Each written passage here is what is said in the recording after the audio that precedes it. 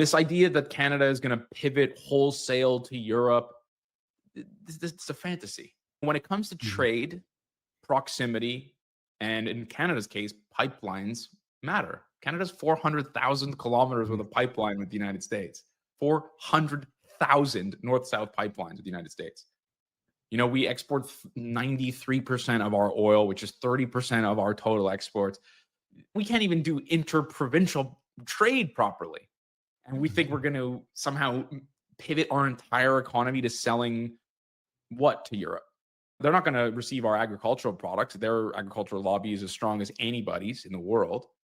Apparently, they no longer want to consume oil, which is, of course, bullshit. Mhm. So, so we've got two customers Asia.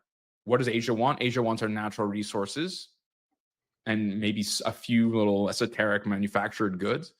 And then we have the United States. And so Canada has to make a choice.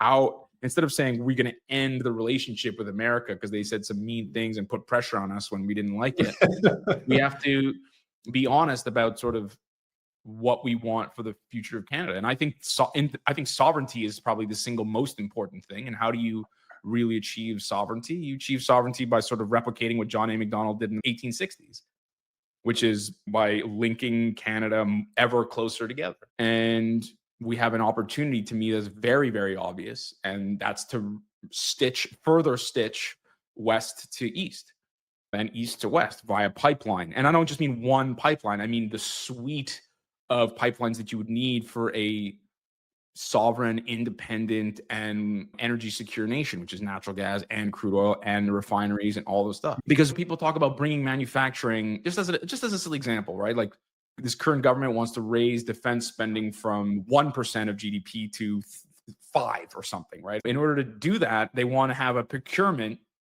that's domestic. They want to increase the domestic procurement of those, let's say, defense things from Canada. That's literally a fantasy because we don't manufacture enough goods to meet even the most basic of that sort of new demand. And part of the manufacturing is having access to relatively stable and cheap energy. Guess what Canada has certain infinite amount of cheap and relatively stable energy. By the way, I'm not just saying that natural gas is the be all end all, but like building nuclear power plants, like etc. I mean, how are we Yeah. going to process all these rare earth minerals that apparently our neighbors and allies want?